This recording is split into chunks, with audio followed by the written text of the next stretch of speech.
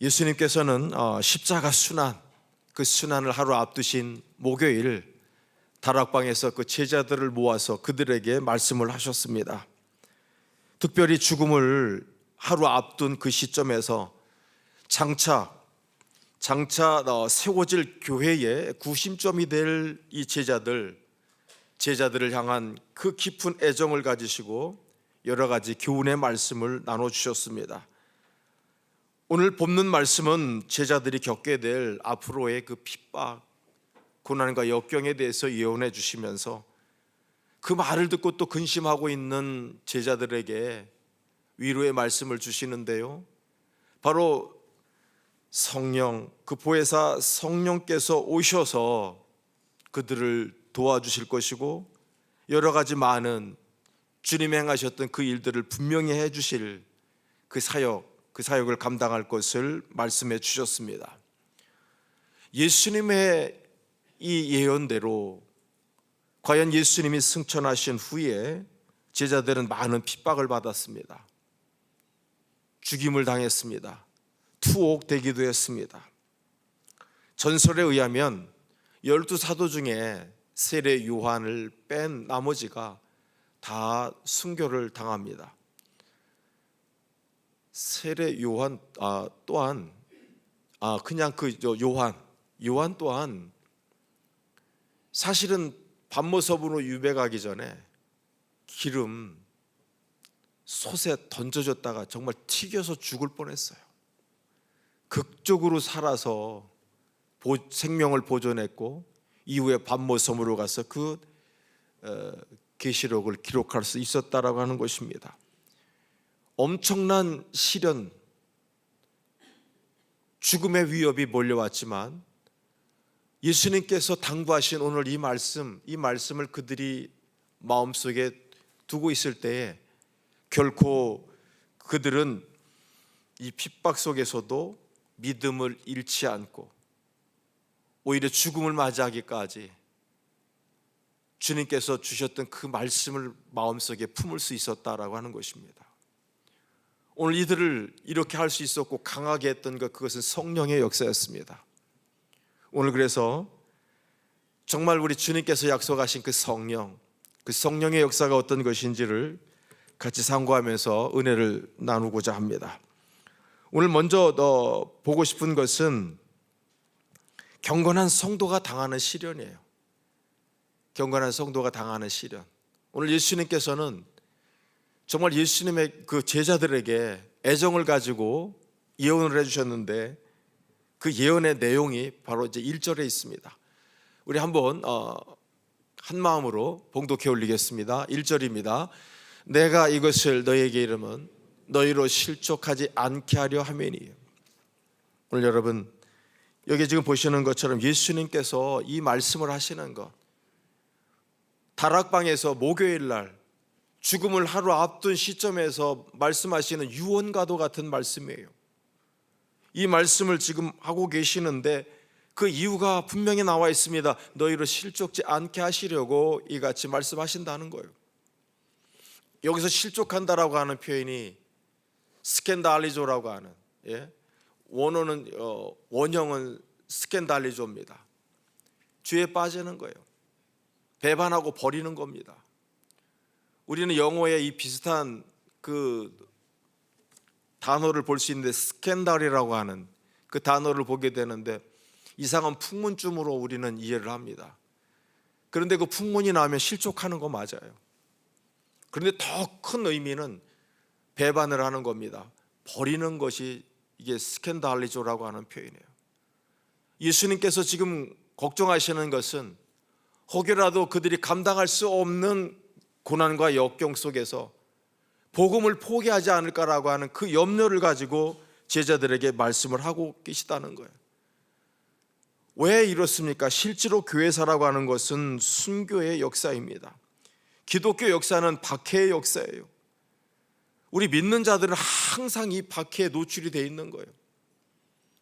이렇게 우리가 편안하게 교회를 다닐 수 있는 그 시간 그렇게 길지 않아요. 제가 볼 때 예수를 믿는다라고 하는 것은 모든 것을 포기해야 하는 시대들이 있었어요. 이 지금 예수님의 제자들뿐만 아니라 정말 많은 사람들이 어려움을 겪었습니다. 교회 와가지고 내 백 멋있지라고 하면서 백 들고 와서 자랑하고, 좋은 옷 입고 와서 사람들이 나를 쳐다봐 주기를 바라고, 그런 신앙생활을 한 지 얼마 안 됐다니까요. 우리 가까이에 지금 천지남 성지가 있잖아요. 이 천지남이 뭡니까? 김태건 신부가 이미 죽음을 당하고 시신을 잠깐 내려놨던 곳이 성지가 된 거예요. 서울 그 절두산에 가보면 믿음 때문에 여러분 1대부터 4대가 멸족을 당하는 엄청난 일을 겪었습니다. 그래서 예수를 믿는다고 하는 그 믿음 때문에 사람들이 죽어가던 때가 우리나라에서도 얼마 되지 않습니다. 그저 교회를 가고 싶으면 가고, 오늘 형편이 있고 사정이 있어서 나 교회 못 가라고 하는 이런 신앙생활을 한 지 얼마 안 돼요. 교회의 역사는 이렇게 순교의 역사고 아픔의 역사예요. 기도해서 좋은 것 받고 이런 것 생각할 겨를도 사실 없었습니다. 지금도 여전히 이집트에는 콥트 기독교 모임이 있습니다. 이것은 말 그대로 자기의 사회의 모든 지위와 명예 내려놔야 합니다. 예수를 믿는다고 작정을 했을 때는 모든 것을 가지고 우리처럼 누리면서 신앙생활을 하는 것이 아니라 형제 자매의 모든 연도 끊어야 되고요, 경제적인 모든 여건들 다 내려놓고 오로지 폐지를 줍고 고물을 주스면서 살지언정 다 모든 것을 포기해야만 가능한 것이 그 세계에서의 기독교 신앙입니다. 그러기에 여러분, 그들에게 항상 각오가 필요했던 거예요. 언제 어떻게 될지 모릅니다. 그래서 어떤 시련이 그들에게 온다고 할지라도 결코 신앙을 포기하지 않는 그 마음이 그들에게 필요했다라고 하는 거예요. 오늘 그래서 주님은 그것을 지금 말씀하고 계시는 겁니다. 결코 어떤 위험이 있다 할지라도 복음을 포기하지 마라. 그래서 내가 이 말을 한다고 말씀하십니다. 그러면서 2절 말씀 보시면, 자, 사람들이 너희를 출교할 뿐 아니라 때가 이르면 무릇 너희를 죽이는 자가 생각하기를 이것이 하나님을 섬기는 일이라 하리라는 거예요. 구체적으로 그들이 어떤 일을 당하게 될지 그 예를 얘기하고 있습니다. 사람들이 너희를 출교할 뿐 아니라라고 하는 이 표현이 있는데, 직역을 하면 그들이 너희를 회당에서 쫓겨나게 만들 것이다 라고 하는 거예요. 회당에서 쫓아내는 거예요. 이것을 출교라고 말하는 거예요. 그런데 이스라엘 민족은 굉장히 그 민족성이 독특한 나라예요. 민족이자 곧 그들이 하나님의 백성이라고 하는 그런 선민의식이 아주 강한 자들입니다. 민족 그 자체가 신앙 공동체입니다. 그러기에 그곳에서 모든 교류가 일어나고 그 회당에서 동족임을 느끼게 되는 것입니다. 그런데 그 회당에서 쫓겨나게 된다라고 하는 거예요. 랍비들의 가르침 속에 기도를 하더라도 회당에서 하는 기도가 아니면 효과가 없다라고까지 주장을 하는 랍비들이 있었습니다. 회당을 얼마나 중요시 여기는지, 또한 그들의 어떤 특권 의식이 어떤 것인지를 볼 수 있는 그 표현이 이런 것입니다. 그러기에 유대인에게서 출교라고 하는 것은 종교적인 사용일 뿐만 아니라 사회적인 사용이 될 수도 있다라고 하는 거예요. 견디기 너무나도 힘들고 어려운 형벌이다라고 하는 거예요. 저것을 그냥 쫓겨났나 봐라고 하지 마십시오. 더러 우리가 볼 수 있는 것은 그렇습니다. 이 교회에서 신앙생활을 하다가 어딘가를 떠났어요. 행복하지 않습니다. 굉장히 어려워요. 그 교회를 내 발로 떠나온 것이 아니고 어떤 문제가 있어서 떠나게 됐을 때 그 아픔이라고 하는 건 말로 할 수가 없는 거예요.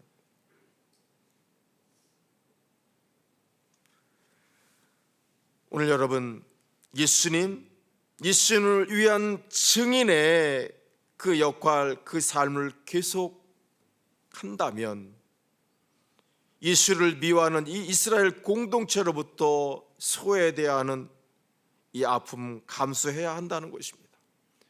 또 이어지는 말씀 가운데 보면 무릇 너희를 죽이는 자요.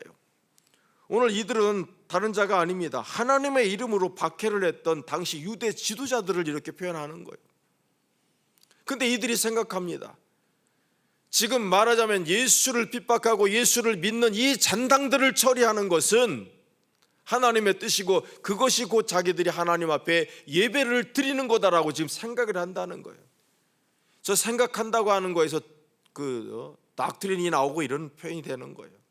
여기서도 독해라고 하는 독세라고 하는 독해오라고 하는 단어를 쓰고 있는데 자기가 생각하는 거예요. 자기 주관인 거예요.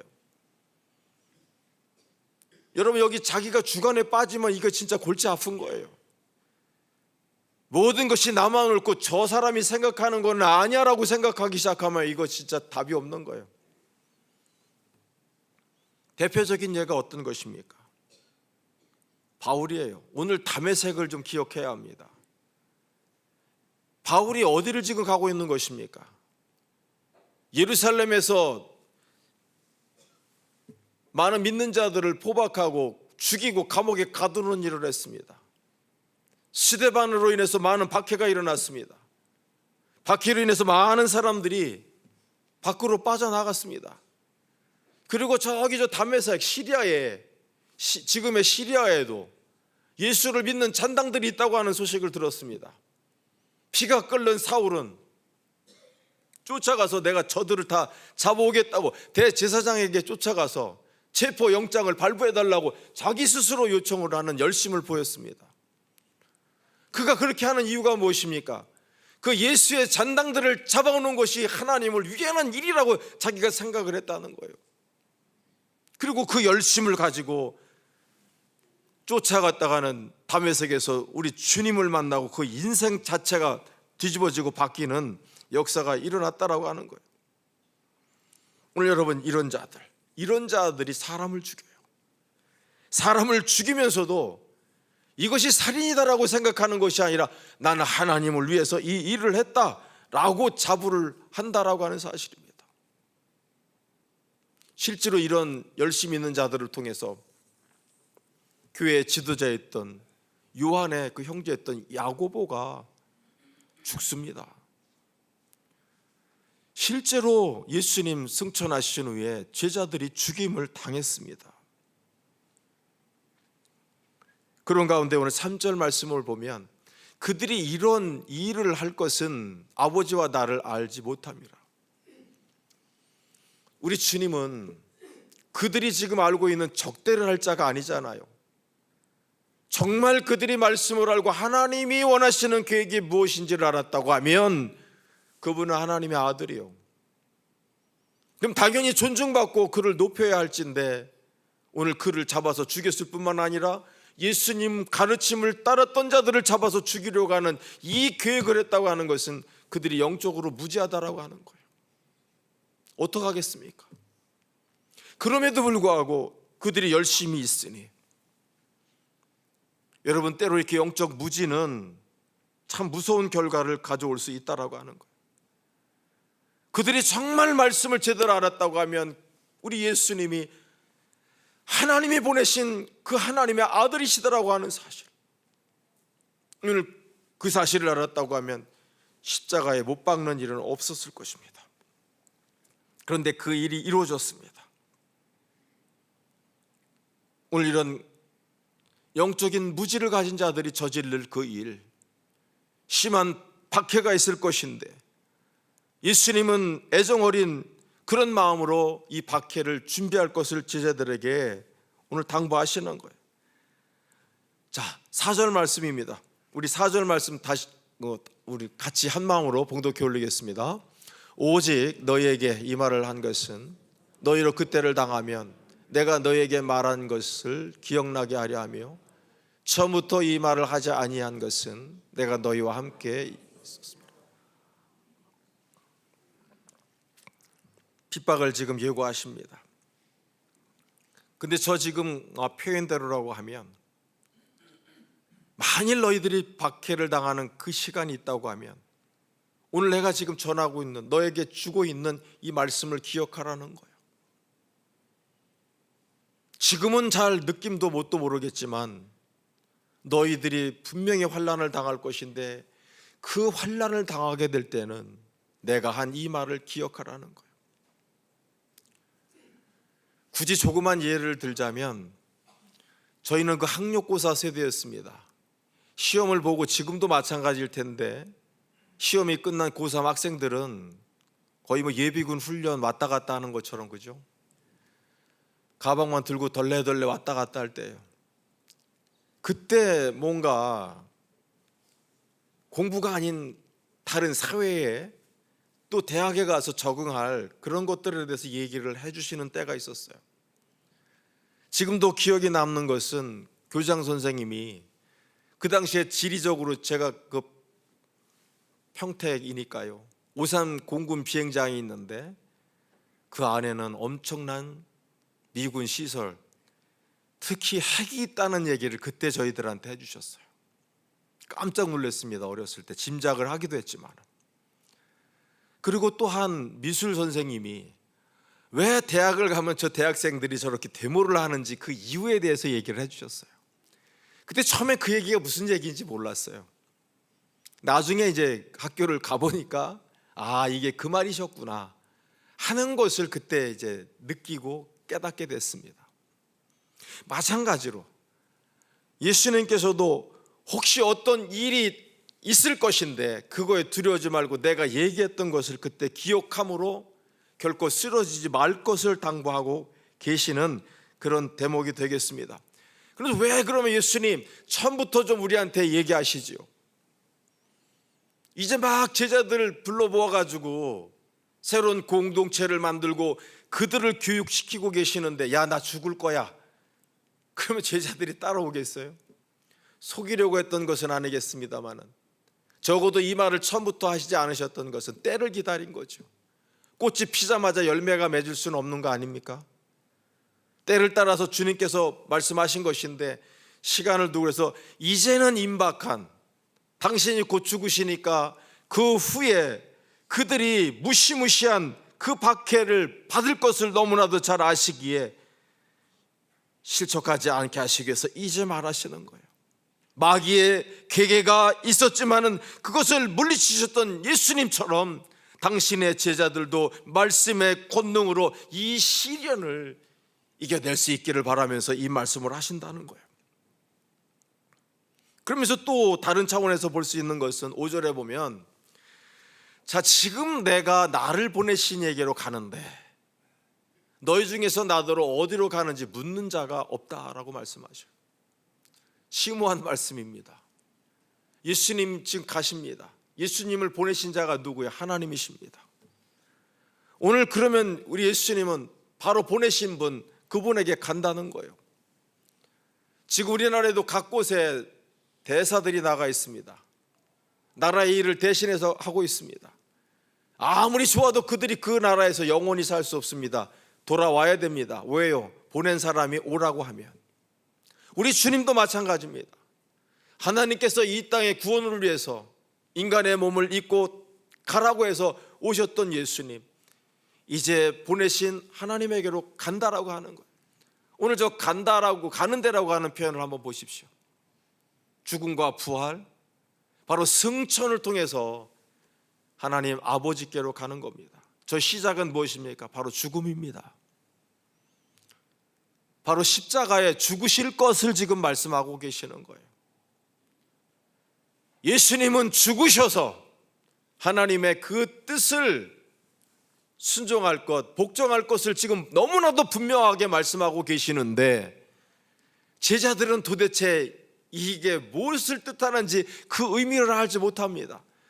가시기는 간다는데 지금 예루살렘을 가신다는 건지 천국을 간다고 하는 건지 이 대한민국의 서울로 가신다는 건지 분명히 뭔가 자기들과는 분리된다고 하는 것은 알겠어요. 그런데 저 말씀의 본질과 그 깊이와 뜻을 알지 못하기에 주님 어디로 가십니까? 라고 하는 이 말을 묻지를 못하는 거예요. 무슨 표현입니까? 제자들은 예수님의 그 깊은 뜻, 하나님의 그 깊은 뜻을 아직도 알지 못하고 있다라고 하는 거예요. 그러기에 6절에 보면 그들은 도리어 이 말을 함으로 제자들이 근심하기 시작했다는 거예요. 오늘 여러분 근심했습니다. 왜요? 자기들이 생각할 때는 정말 우리와 함께 해 주실 거라고 생각했는데, 그래서 우리가 지금 이렇게 탄압을 받고 있을 때 슈퍼스타가 되어져서 로마의 압제로부터 우리를 구원해 줄 것이다라고 기대를 했는데, 영원히 우리의 선생이 되어져 우리의 길잡이가 되어줄 거다라고 생각했는데 이분이 가신다니 그들은 근심하게 됐다는 거예요. 오늘 여러분 왜 근심합니까? 불안하기 때문에 그래요. 왜 불안합니까? 모르니까요. 만일 앞으로 어떤 일들이 일어날 것을 내가 안다면, 문제가 있다고 할지라도 그 해결책을 내가 알고 있다고 그러면 여러분 근심하지 않습니다. 오히려 담대해질 수 있는 거예요. 용기를 가지고 그것을 풀어갈 수 있는 힘을 갖게 됩니다. 여러분 여기서 근심이라고 하는 단어를 한번 보십시오. 정신적이고 감정적으로 고통 가운데 있다라고 하는 그런 의미를 가지고 있는데요, 예수님의 이 걸어가시는 이 길을 제자들이 전혀 이해하지 못했다는 증거가 근심하고 있다는 거예요. 오늘 예수님이 어떤 분이시고 하나님의 계획이 어떤 것인지를 그들이 알았다고 하면 근심할 필요가 없고 오히려 찬양을 하고 주님과 더불어 가기를 그는 작정했을 것입니다. 오늘 이렇게 근심하고 있는 제자들에게 우리 주님께서 약속하시는 것이 있습니다. 그것이 바로 보혜사 성령이셨습니다.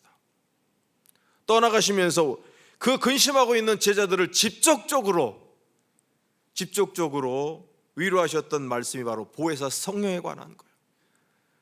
오늘 여기서 우리가 생각할 거는요, 성령을 갑자기 무시간 무공간 아무 연관도 없이 갑자기 그냥 성령이 오셔서 우리에게 역사해 주신다, 이런 기대도 있습니다만 분명히 여긴 보십시오. 이 성령, 요한복음에서 말하고 있는 이 성령은 고난과 핍박과 연관이 있다는 거예요.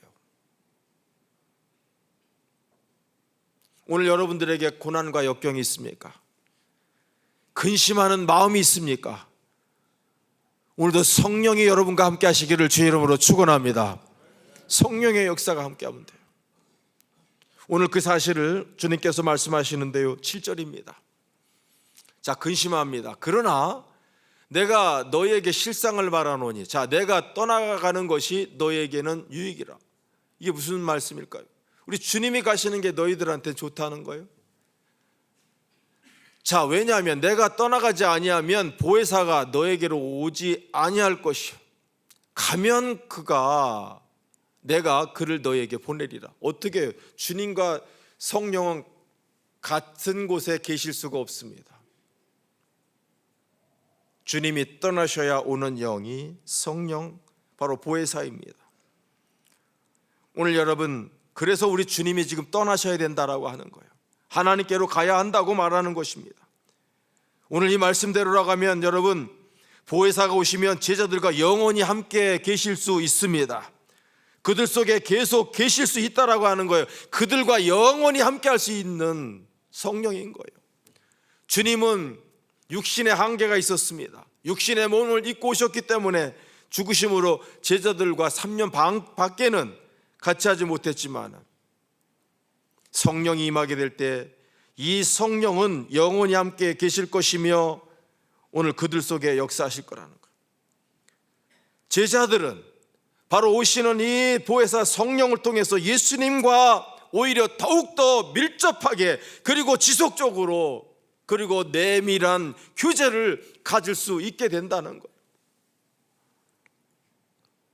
놀라운 일입니다. 오늘 우리 주님께서는 오히려 그 당신의 영으로 그 제자들을 위로하시고 그들에게 힘이 되어주시고 능력이 되어주실 것이다 라고 말씀을 합니다. 뿐만 아니라 그들이 깨닫고 예수 그리스도의 그 말씀, 하나님의 귀한 말씀을 선포할 때에 능력이 되어주셔서 듣는 이들로 깨닫게 하시고 무지하나 지혜를 주셔서 그 말씀을 알게 하시는 역사를 우리 성령께서 하신다는 거예요. 얼마나 신납니까? 오늘 아침 찬양에 이런 찬양 가사가 있었어요. 성령의 감동도 없이 나가서 나는 전도를 하네. 여러분, 바울이 아덴에서 논리를 가지고 수사학을 가지고 논리학을 가지고 철저하게 아덴의 그 말쟁이들과 논쟁을 했습니다. 그랬더니 저 말쟁이 말 잘한다라고 끝나더라고요. 그런데 성령이 함께 하시면요, 어버버버하고 하나님이 하고 말을 더듬어도 하나님이 천지를 창조하셨다라고 알아듣는단 말이에요. 성령의 역사는 이런 거예요. 오늘 놀랍게도 주님이 보내시는 그 영을 통해서 주님께서 하셨던 그 말씀이 오히려 선명해지고 오늘 그동안 깨닫지 못하고 이해하지 못했던 것까지도 깨닫게 하시는 놀라운 역사를 성령께서 행해 주신다라고 하는 거예요. 오늘 여러분, 성령이 임하게 될 때 능력이 임할 줄로 믿습니다. 바뀌는 거예요. 바뀌는 거예요.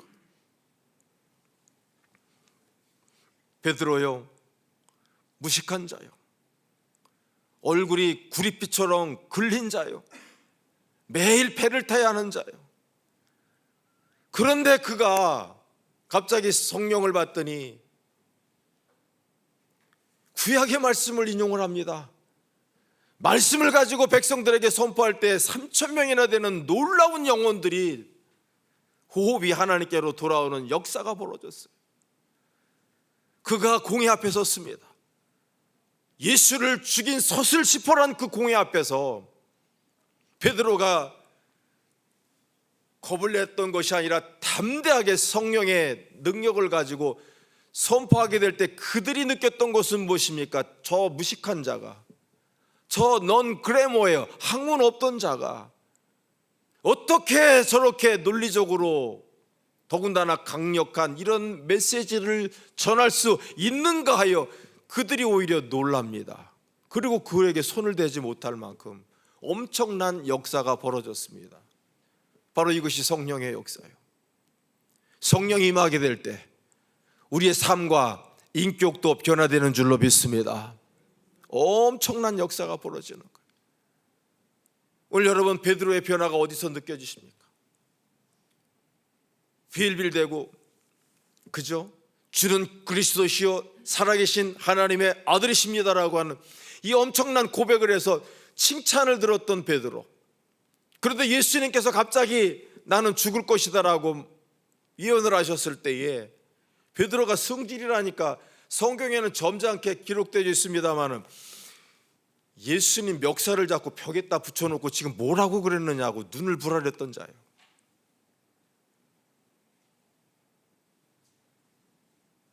왜 죽느냐고 승질을 내던 자예요. 여러분, 그가 변해서 많은 사람들에게 놀라운 영적인 역사를 일으키는 자가 될 수 있었다는 거예요. 이게 성령의 역사 아니면 설명이 안 되는 거예요. 심지어는 안진뱅이 미문에 있었던 한 번도 걸어보지 못한 자에게, 구걸하고 있는 자에게 나사렛 예수의 이름으로 명할 때 그 안진뱅이가 일어났고 그 사건을 통해서 예루살렘이 뒤집어지고 그래서 유대가 뒤집어지는 놀라운 역사가 거기서 벌어졌다는 거예요. 오늘 여러분, 이렇게 성령의 역사, 도우시는 역사, 이 역사가 오늘도 우리와 함께하고 계시다는 사실, 이 사실을 믿으시기 바랍니다. 오늘 정말 심오한 말씀은 여기 있어요. 세상을 심판하시는 성령이에요. 오늘 세상을 여기에 보면 책망하시는 성령이기도 해요. 이게 무슨 말씀이냐면 8절 9절 한번 같이 보겠습니다. 우리 다 같이 마음을 모아서 봉독해 올립니다. 그가 와서 죄에 대하여 의에 대하여 심판에 대하여 세상을 책망하시리라. 죄에 대하여라면 그들이 나를 믿지 아니하며. 여기까지만 보겠습니다. 여러분, 오늘 책망한다라고 하는 표현을 보십시오. 이 책망한다라고 하는 것은 깨닫게 한다는 거예요. 유죄를 선언한다는 거예요. 그러면 잘 보세요. 무슨 관계냐면 성령이 오시면요, 죄 그리고 의, 심판에 대해서 깨닫게 해주신다는 거예요. 뭔가 지금 그러면 우리가 이전에 알고 있는 죄와 의와 심판이 뭔가 잘못됐다는 의미 아니겠습니까? 책망을 받았다고 하는 것은 뭔가 잘못됐기 때문에 받는 것 아니에요? 그동안 우리가 가지고 있었던 죄라고 하는 개념, 의라고 하는 개념, 심판이라고 하는 개념, 이거를 지금 잘못 가지고 있다라고 하는 거예요. 그전에는 몰랐어요. 그런데 성령께서 오시면 이게 바로 잡힌다는 얘기를 지금 하고 있는 겁니다. 아까 여러분 다메섹 도상 얘기했지요. 사울입니다. 이름이 바뀌기 전에 사울이 지금 예수와 그 잔당들을 잡아 죽여야 된다고 하는 것이 무엇입니까? 그 사울이 생각할 때는 그게 의라고 생각했던 거예요. 그게 하나님을 위하는 거다라고 생각했어요. 바울이 지금 생각하고 있는 건 죄가 뭡니까? 하나님만 신이라고 해야 되는데 예수를 신이라고 하는 이 존재들, 이것들은 다 죽여 없애야 되는 것들이에요. 사울의 입장에서, 그리고 유대인들의 입장에서는 이해가 되십니까? 그런데 여러분 어떻습니까? 과연 그게 하나님이 보실 때는 어떤 겁니까? 바뀌었잖아요. 제대로 된 것이었다면 예수님을 환영해야 했고 예수를 따르는 자들을 높여야 되는 것이 하나님의 뜻 아니었습니까? 네, 반대로 생활을 해버렸어요. 이런 것들이 바뀐다는 거예요. 성령이 오시면요, 어떤 것이 진리고 어떤 것이 참이고 거짓인지를 가려주실 수 있다는 거예요. 오늘 여러분, 많은 사람들이, 특히 종교 지도자들이 예수님을 십자가에 못 박아 죽였습니다. 왜요? 신성을 모독했기 때문이에요. 하나님을 모독했기 때문이라고 십자가에 못 박았어요. 그들은 이것이 맞다라고, 이것이 의라고 생각을 했어요. 이것이 하나님을 위하는 것이다라고 생각했습니다. 그런데 하나님은 어떻게 하셨습니까? 그 십자가에 죽은 예수를 부활하게 하셔서, 승천하게 하셔서 당신의 우편에 앉아 같이 나라를 통치하시는 자리로 인도하셨습니다. 이 자리는 어떤 자리입니까? 태초에 천지를 창조하시기 전부터 같이 하셨던 주님, 그 자리로 예수님을 인도하셨다는 거예요. 그렇다면 여러분, 지금 하나님이 잘못하셨습니까? 아니면 저 이스라엘의 저 종교 지도자들이 잘못했습니까? 물어보나 마나지요. 여러분, 지금 이 얘기를 하고 있는 거예요. 이 얘기를 하고 있는 거예요. 그동안 자기들이 옳다고 생각했던 것, 그것이 옳은 것이 아니었다는 거예요. 죄라고 생각했던 것이 보니까 오히려 의였다라고 하는 것을 얘기를 하는 거예요. 여러분, 오늘 기준은 예수님입니다. 그래서 결국 얘기하고자 하는 것은 예수님이에요. 예수님을 하나님의 아들로 믿는 것, 이것이 의인 줄로 믿습니다. 이것이 옳은 거예요. 그리고 예수님을 세상을 어지럽히고 하나님을 빙자하여 자기 스스로 신이라고 하는 자로 신성을 모독한 자다라고 이해하는 것, 이게 잘못인 거예요. 여러분, 예수님, 이 말씀을 통해서 우리가 분명히 아셔야 될 것은 예수를 믿으면 생명의 길로 가는 것이고요, 예수를 죄인으로 보시면 죽는 길로 가는 거예요. 지금 오늘 그 얘기를 하는 겁니다. 이것을 밝게 알게 하시는 것은 성령입니다. 오늘 여러분 마지막으로 여기 보면 10절을 이렇게 지나왔고요. 11절 말씀 보겠습니다. 자, 심판에 대하여라 함은 이 세상 임금이 심판을 받았습니다. 오늘 여러분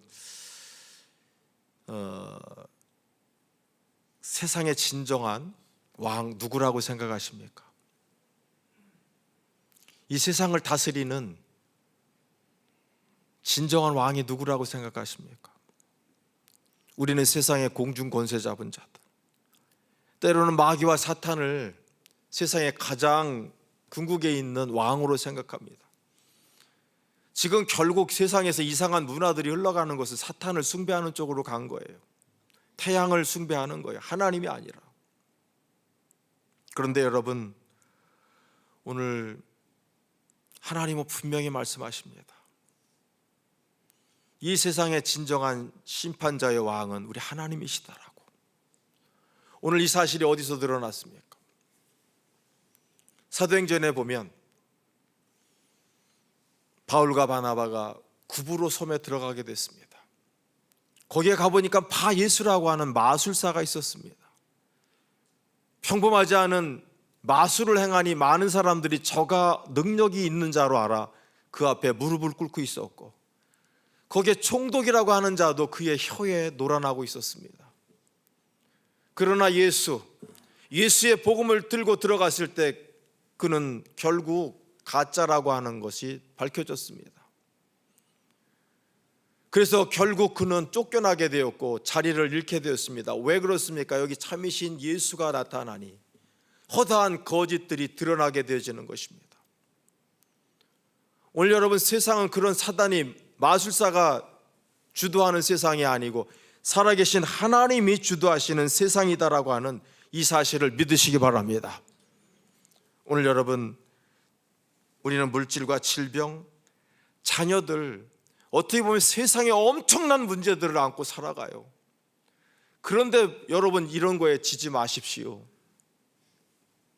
이 모든 것도 이길 수 있게 하시는 것은 성령의 역사입니다. 우리 하나님이 함께 해주실 때는요, 물도 갈라지게 하시는 거예요. 우리로 물 위를 걷게도 하시는 거예요. 성령께서 함께 해주시면은 동정녀가, 처녀가 임신을 하기도 하는 능력이 있는 거예요. 여러분, 결코 세상의 마음 뺏기지 마십시오. 세상이 다일 거라고 생각해서 두려워하고 떨지 마십시오. 오늘 성령께서 우리와 함께 해주시면, 성령이 우리를 진리로 인도해 주시면 우리는 하나님이 주시는 그 길을 갈 수 있는 것입니다. 오늘 여러분, 뒤에 있는 말씀은 이제 바로 그런 말씀들인데요, 바라고 축복합니다. 세상 두려워하지 마십시오. 세상의 공중 권세 잡은 자들, 그들 주님이 함께 하시고 성령이 가시는 길 앞에 쓰러질 자들입니다. 오늘 여러분, 이 성령 가까이 느낄 수 있는 말씀 한 곳 보고 말씀 마치겠습니다. 로마서 8장에 있는 말씀 한번 보십시오. 우리 로마서 8장 28절에 보면 하나님을 사랑하는 자, 그 뜻대로 부르신 자들은 합력하여 선을 이루느니라라고 하는 말씀이 있습니다. 오늘 그 말씀의 영어적인 표현이에요. 한번 보십시오. God is always at work이에요. 하나님은 항상 일하고 계신데요. 뭐를 위해서 일하시냐면 for the good이에요. 선함을 위해서, 좋은 일을 위해서. 누구의 선한 일이죠? Of everyone이에요. 모든 사람인데 그 사람이 누구냐면 loves him이에요. 우리 하나님을 사랑하는 자들의 선을 위해서 하나님은 일하고 계신다는 거예요. 그런데 그들이 누구냐면 저 에브리온이 더 설명이 되어지는데 They are the ones예요. 바로 그들인데 누구냐면 God has chosen이에요. 하나님이 선택하셨습니다. 무엇을 위해 선택하셨습니까? For His purpose예요. 그의 목적을 위해서. 하나님은 목적하신 바가 있습니다. 사람이 필요하십니다. 그래서 그 사람들을 택하시는데 오늘 택한 사람을 그대로 두시는 것이 아니라 그들이 그 목적을 이루어갈 수 있도록 하나님께서는 그들을 위해서 항상 일해 주신다는 거예요. 실수를 하고 때로는 넘어진 것 같다고 할지라도 일으켜 주시는 것이 바로 저 표현인 거예요. 오늘 여러분, 성령은 결코 멀리 계시지 않습니다. 오늘도 여러분과 함께 하시고 여러분을 위해서 일하고 계시는 성령님을 믿으시기 바랍니다.